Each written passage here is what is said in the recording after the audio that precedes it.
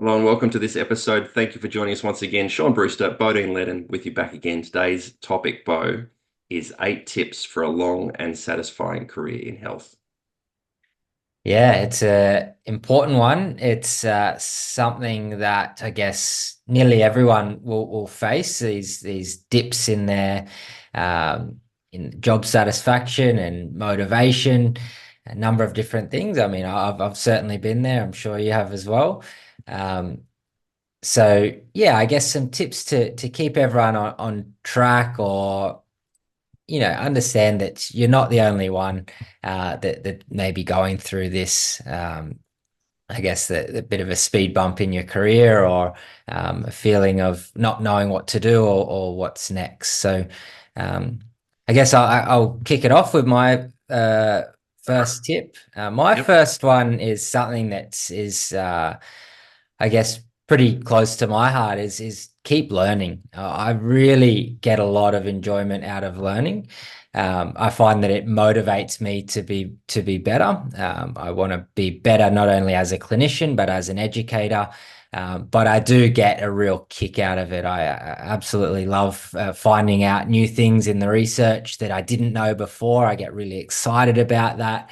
And that makes me just enjoy my job more because I realize how much more there is to know and how little I know at the moment. So that really does inspire me. And in fact, when I go and learn something new or attend a course or a conference, I really can't wait to get back to work after that. So that's my number one is to keep learning. Don't just sort of do the bare minimum or the baseline. Try to push yourself to learn something new or challenge yourself or be a bit curious about what else is out there or what's next. That's a great one. Like, we hear this a lot, don't we, from people who've been in practice for more than 5 minutes. They turn around at some point and say, "Look, I'm in a bit of a rut. I'm just sort of stuck, I'm going stale." There's a phrase I've heard many, many times. I'm going really stale, and I need something to spur me on. And then they'll come along to one of our courses or attend a conference or something, and they walk away going, "Oh, I feel like the fire's been lit under me again. I'm good to go." Like, and this is a really good point. You reflected on your experience, but I think most people would experience that or see the same thing happening with them. It's sometimes you don't have to go to a formal course to get that. You just need new information, collaborate with other people, get new information, and then you got to go, right. There's other options available to me here, and then away you go again. That can be a really inspiring thing. Yeah, Yeah. definitely. I'll give you my first one. It's called "Don't Be an Island." And so human beings are we're pack animals. We like to be around other people for the most part. A lot of us will say that we're introverts and not great in social interaction and stuff. But I'd say most health practitioners are in this game because we want to help people, and to do that, we have to interact with other humans. And so there's something within, I think, all of us that likes being around people or like being with people because we get an opportunity to help them. But we'll often forget to help ourselves in the same way by collaborating with other health practitioners, with working with our community, whether that's in the health community or just your physical community about where you live. And it can be very easy working we're talking to mostly manual therapists here, most likely, sitting in their little, 2 by 3 meter treatment room, whatever that might be, and just being an island. You're just there by yourself. It can become very lonely, even though you have potentially a revolving door of patients coming in all day. They're coming in, they get what they want, they leave, and then the next person comes in. It's almost like a withdrawal from your bank, for a lot of people. And so making sure that you top up your social interaction bucket by not only engaging with clinicians and other health practitioners to see what's going on in your space, but spend time with friends, spend time with family, switch off from work and do the personal social things as well. None of us achieve anything great by ourselves. That's in the sphere of building and growing your career, but also just in being happy and satisfied in your life, I think. So remember to reach out and build that network of people around you and continue to connect with others. I think that's important. Yeah, that's a good one, isn't it? Like you said, it can be a bit of a lonely environment, especially if you are the only practitioner.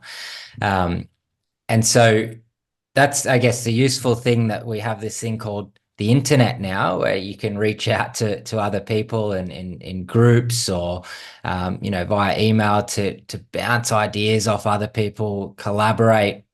get different opinions. Um, I think that's pretty useful. But yeah, like you said, not only at work in a professional setting, but outside of that in a social setting, that's also really important. Like it can be quite draining working in clinical practice, patient after patient, hearing their story, understanding them, empathizing, all of that sort of stuff. It can take its toll. So we've got to look to fill that cup up with other things outside of work as well. All right. What's the next one, Bo? My next one is keep your, no, it's not. It is find a niche or a specialty. Mm. And, find something that really does interest you and something that you're really quite good at, and then try to attract those types of patients, and you'll be known for that niche or that specialty. And so if you're really good at that, then you go back to my first point is keep learning about that and understanding that at a whole nother level. So yeah, as you start out as a clinician, obviously in the first few years, you'll be just treating anyone who you can. And that's great as well, because that gives you a nice broad understanding of a range of different patient populations and different conditions and how to manage different people and progress their injury or rehab plans. But out of that, there will be an area of the body or a particular type of presentation or a demographic that you're really interested in working with, and that inspires you and that motivates you. Get really good at that. And the better you get at that, the more you'll even enjoy coming to work. So I think that's one of those things that can really light a fire in your belly is to make sure that you're known for being the best at treating hip pain, back pain, whatever it may be. Yeah, that's good. I give that advice to so many people, and I think there's a lot of value in that. When I tell people that, I often get met with resistance in that, oh, but okay, I really like treating knees as an example. But if all I saw all week long was knee problems, I'd probably go a bit, brain dead. Well, that won't happen, unless you say, I only treat knees and push your patients away. You'll have people come to you because you're known for that thing. And then they'll say, oh, I've got my sister who's also got a bit of, do you do anything with shoulders? You're like, yeah, I can have a shoulder, no problem. Come in. Or you only want to deal with endurance athletes. That was me for a while, right? I just saw a lot of runners and long distance runners in particular. And I thought, okay, this is lots of fun. I'm enjoying this because I know it really well. But then, oh, hang on a second. But I also sort of like treating neck pain and jaw pain and headaches and other things. You still get them. They'll still come and see you unless you cut off and say, no, that's all I'm going to do. So I don't think there's anything wrong with that either. I think there's still voting like, I just want to see TMJ problems. Cool. Be the TMJ guru if that, gets you going. But if you become known for specializing in something, having a special interest in something, you'll still get the periphery. You'll still get other bits and pieces, but you'll get to have that reputation as being the man, the woman that knows about that thing. And that can be a great thing from a business perspective, because you can often charge more for that. You'll have longer waiting lists. You'll have better patient satisfaction and expectations. So patient outcomes often improve because they're going to see the expert. So a lot of things benefit you and the patient if you develop that reputation, for sure. Yeah, and you realize how deep that rabbit hole is. Like you might think you're good at treating knees at the moment, and you probably are. But then you realize, hang on a minute, there's more to this. And then you go back through the research, and the research is constantly evolving and progressing. And we're understanding different presentations in another level. So yeah, the more that you understand that, the more that you focus on one area. Like it's almost impossible to keep up to date with all of the research that's coming out in musculoskeletal pain across the entire body. So if you can just focus on one of those things, it'll help you to be able to focus on that area a little bit more and get really good at it without being overwhelmed with all of the information that's out there. That's right. And I've met some people who will specialize in or have a special interest in a couple of things. Like someone really likes dealing with CrossFit athletes because they play, they do that sport. And they also have a special interest in foot pain or something else. So it could be a demographic and a region of the body, and you can kind of divide your attention a little bit, which keeps it interesting. And then maybe down the track, you'll gravitate from one to the other. If you're not sure where to start, you can pick more than one thing. That's okay. But I think having a focus, like you said at the start, is a really important thing. When you don't know what to focus on, pick something to start with. Yeah, Mm. definitely. Another one for you. I often tell this story, but you will have heard me tell this story before, and plenty of people will as well, which is my first day. I'm pretty sure it was my first day of college when I went to study massage, my first course straight out of high school. I sat in a classroom in front of a lecturer, and this moment just has been imprinted on my brain since day dot, which was he stood there and he talked about, I don't know what else for the most part of that class, but at the end point, he goes, I just want you all to remember that as you start your career here in health, that every day you'll have the opportunity to positively impact somebody's life. You will change the quality of people's lives every single day with the things that you do every single day. And I just got shivers down my spine, and I still get it when I tell the story because it just was so impactful. And I don't know whether he did that for everybody, every class that he taught, but it worked and it stuck with me. And so whenever I've been in those moments of, like, you are the island, you're in the clinic room and yourself, and you think, oh, geez, it's another day full of patients, and I'm just kind of going through the routine, and maybe you're tired, maybe you're exhausted, maybe your body's aching because you're working it pretty hard, and all these things are going wrong. You think, how am I going to be able to do this for the next 20, 30, 40, whatever years of my life? I remember that moment. I go, right. So every person that walks through the door, I've got an opportunity here to change their life for the better. And then you go, cool, I'm good to go. And that's the thing that's motivated me. And everyone will have a different type of motivational thing that sort of gets them going. But I think it's important to remember that we have not just a responsibility, but a real opportunity to have an impact on people's lives. People that are in pain, that have a really negative experience in their existence for long periods of time sometimes. And then we can come in and sprinkle a little something in there that changes their experience for, even if it's temporarily. That's a hugely powerful thing. And what a rewarding thing. Like, there's a lot of jobs you could do for money. There's a lot of things you could, there's a lot of jobs that don't impact humans directly, but we get to do that every day. Every single time we get to impact other people. And so that's a pretty cool thing. Yeah, that's a great one, Sean. Mm. All right, my next one is keep your options open. And this is sort of a personal one for me as well. That, sometimes where you live, there may not be the best opportunity for to reach your goals or where you want to be in your field. So sometimes that does require broadening your search. And so that could be in different areas of the country, even internationally. So, but and this isn't always for everyone, but if there's something that you really want, you've got to chase it, and that may not be in your immediate area. So I guess, yeah, keep your options open, but if you've got a goal in mind, come up with a strategy or a plan to get to that goal, because the only person that's stopping you from getting that goal is you. That's so true, and we put a glass ceiling over ourselves sometimes, don't we? You think, oh yeah, but I live in a small town, so those things aren't really available. Those guys in the city have all the opportunity. And then I've met a lot of people in the city who move to the country, and their businesses explode because they are the big fish in a small pond. And it's not always what you think. It's not always that you think you go to more people, bigger cities, there's more opportunities. Sometimes it goes the other way. But if you're looking for employment, then where there's more people, there's probably more options. If you're looking for the ability to learn things, then you might have to go to a different country, a different region, find the people who know the information, chase them down. I think it's good advice. You've been a living example of that, Bo. I know your story. You've moved almost done a full lap of Australia, haven't you, to sort of get to the goals that you wanted to achieve. Yeah. And yeah, you've been a shining example of that. Yeah, I mean, I grew up in a small country town. I've moved to regional towns. I've chased my dream across the country, and I'm living it now, and I absolutely love it. So, yeah, it's not easy to step outside of your comfort zone, but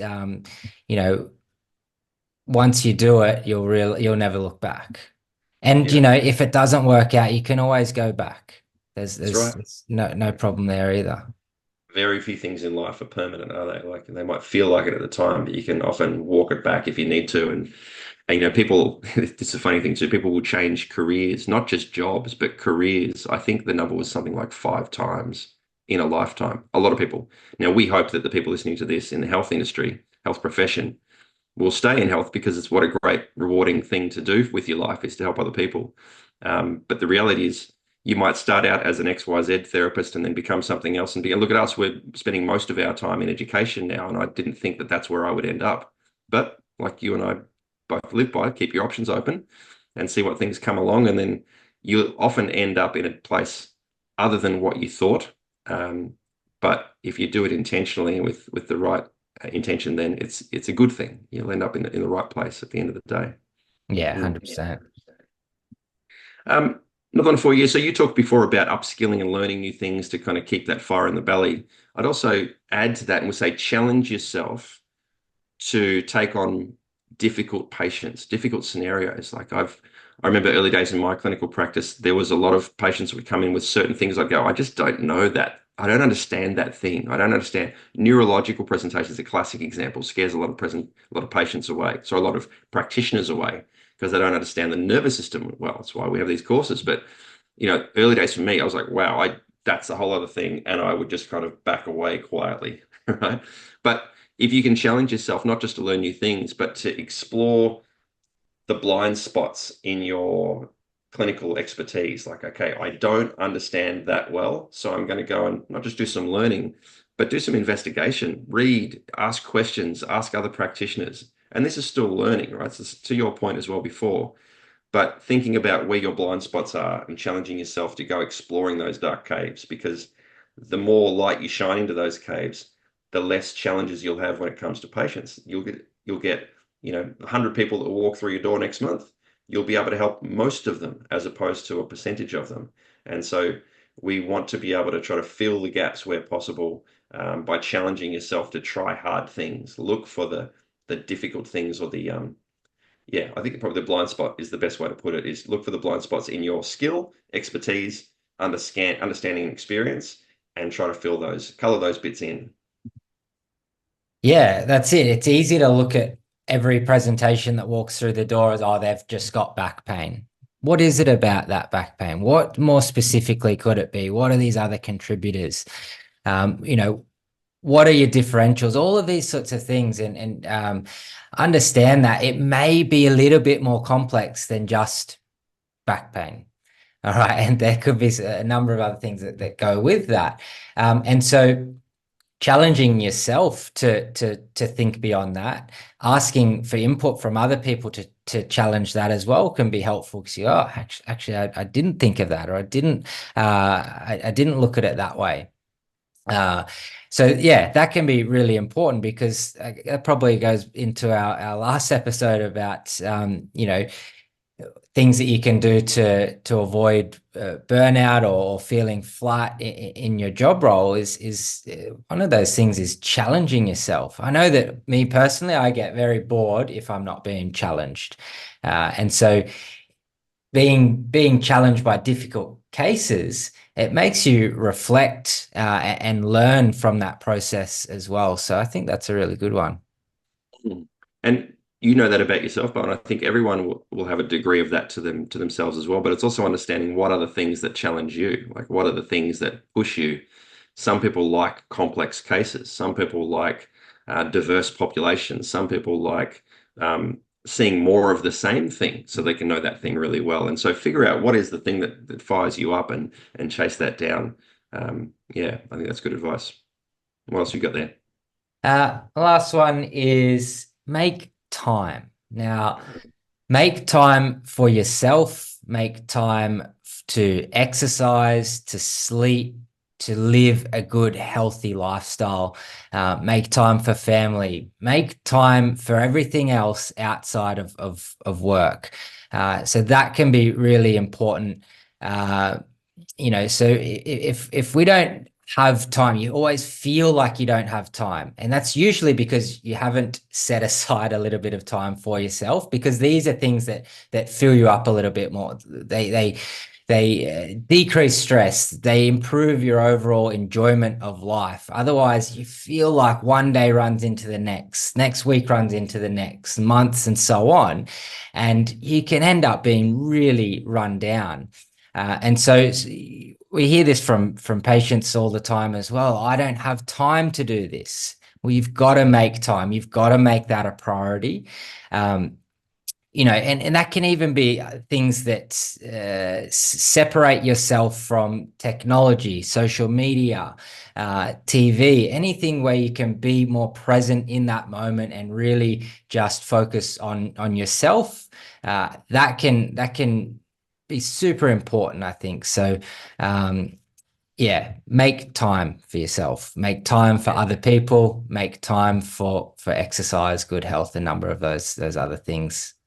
That's such an important bit of advice we can all take away from that. I think, everybody only gets 24 hours in a day. So when you see somebody who seems to be really organized and manages to fit in their meal prep and their exercise and their quality sleep, and they're a good parent and they're a good social, friend, and all of those things, like they have just prioritized the things in their life that are important. And they'll have to also deprioritize a lot of things to be able to make it all fit, because you only get that 24 hours.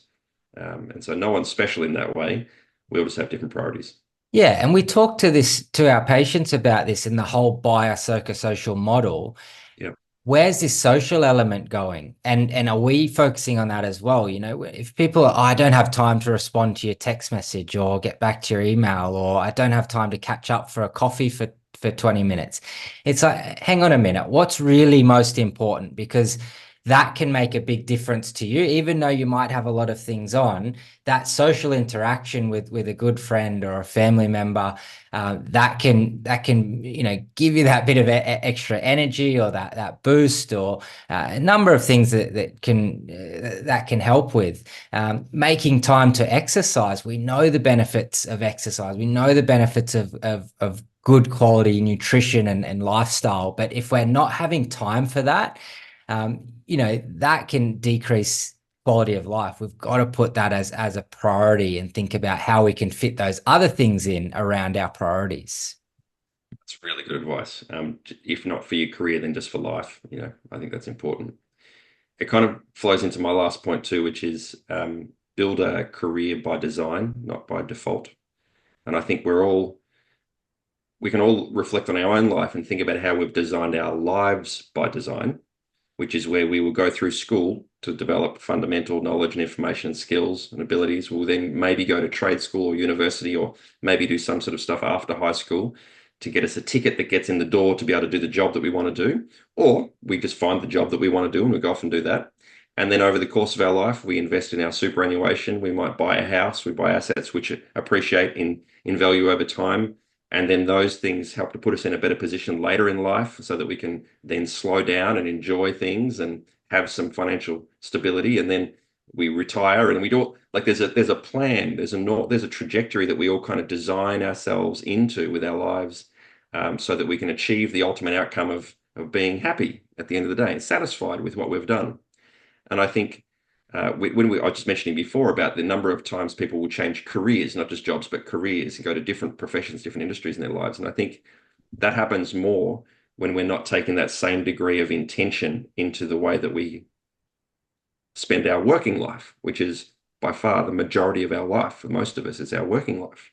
And so, I mentioned before, you're a good example of how you've moved around the country to chase your dreams. And this is all by design. You knew what you want after that thing. And I think I've done the same thing in a lot of different ways. We all do it in various different ways, but intentionally focusing on our career, and not just what you want this year. That's way too short-sighted. You got to think, what do I want to be doing in 20 years' time, in 40 years' time, depending on where you are? And then thinking about what you can do today and this week and next month and then 12 months and then 5 years, so that you can be in that place you want to be in 20 years, in 30 years, in 40 years.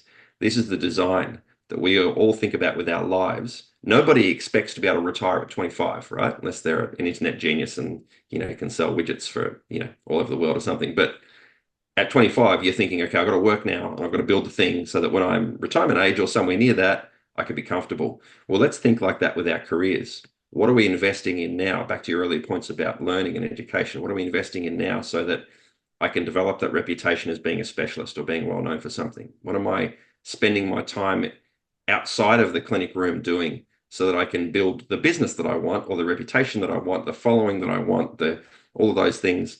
And so that it is really a long game. Everything we do is such a long game, but it only plays out in your favor if you design the game in your favor. It's when you go by default, it's like, okay, I'll keep my options open, good. But if I just chase every bright light that flashes in front of me, you're herding mice. Like, you never really achieve the ultimate goal. They're going to go everywhere anyway. So just focus on what you want, design it, chase it, do it by design, not by default. Yeah, love that. And it sort of, I guess, plays into that last point as well. But, I don't want to wait till I'm retirement age, 70 years old, before I enjoy my life. I want to enjoy Yeah. my life while I'm working. I want to enjoy my work while I enjoy my life.